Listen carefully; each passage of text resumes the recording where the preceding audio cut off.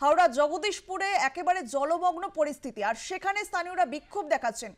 জল জমায় বিক্ষোভ দেখাচ্ছেন স্থানীয়রা এবং সেখানে পৌঁছে যান জগদীশপুর থানার পুলিশ এবং সেখানে গিয়ে দুপক্ষের মধ্যে একেবারে বচসা তৈরি হয়, যে ছবি আমরা আপনাদের সামনে তুলে ধরছি। জল জমায় স্থানীয়দের বিক্ষোভ। হাওড়া জগদীশপুর দেবীরপাড়া এলাকায় জল জমে থাকায় এলাকার মানুষ রাস্তা অবরোধ করে বিক্ষোভ দেখাতে থাকেন। রাস্তা অবরোধ তুলতে ঘটনাস্থলে পৌঁছয় জগদীশপুর আউটপোস্ট পুলিশ। দুপক্ষের মধ্যে তুমুল ধস্তাধস্তি। এ বিষয়ে আমরা কথা বলবো। আমাদের সঙ্গে টেলিফোনে রয়েছেন আমাদের প্রতিনিধি রণজিৎ রায়। রণজিৎ, হাওড়া জগদীশপুরে স্থানীয়দের সঙ্গে পুলিশের একেবারে ধস্তাধস্তি পরিস্থিতি, কি জানতে পারছো বিষয়?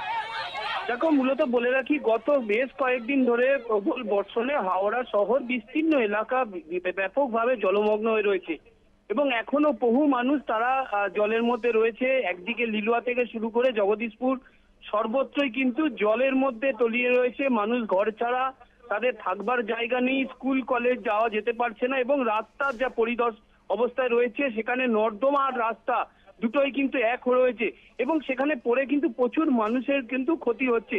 এমতো অবস্থায় জগদীশপুরে যে ঘটনা ঘটেছে, সকাল থেকে এলাকার মানুষ, দেবীপাড়ার মানুষ, তারা একেবারে জলমগ্ন, কোনোভাবেই জল তাদের বাড়ি থেকে নামছে না এবং একেবারে স্কুল থেকে শুরু করে উঁচু জায়গায় তারা বসবাস করছে এবং বাড়ি ঘর দুয়ার একেবারে জলের মধ্যে তলায়। সেই জায়গায় দাঁড়িয়ে তারা ক্ষোভে ফেটে পড়ে এবং রাস্তা অবরোধ শুরু করে। এমতো অবস্থায় প্রশাসন এবং পুলিশের সঙ্গে তাদের বচসা এবং একেবারে হাতাহাতির পর্যায়ে চলে যায়, যেটা আপনাদের পর্যায়ে দেখাচ্ছি। হাতাহাতির পর্যায়ে চলে যায় এলাকার মানুষ, তারা ক্ষোভে ফেটে পড়ে এবং বিশেষ করে মহিলারা তারা কিন্তু একেবারে ক্ষুব্ধ অবস্থায় আসে। এমতো অবস্থায় 3 জন মহিলাকেও পুলিশ আটক করে। এরপরে কিন্তু বিশাল পুলিশ বাহিনী এবং র্যাব নামানো হয় পরিস্থিতি সামাল দেওয়ার জন্য। বাঁকড়া আউটপোস্টের থেকে প্রচুর পুলিশ সেখানে যায়, তবে এলাকার মানুষের ক্ষোভের মুখে তারা পড়ে। তবে প্রশাসনের কাছে আশ্বস্ত হয়েছে যে সেই পাম্প বসিয়ে সেখান থেকে জল সরানো হবে। তবে কবে এই জল যন্ত্রণা থেকে মুক্তি পাবে দেবীপাড়ার মানুষ, তারা কিন্তু এখনো জানেন না।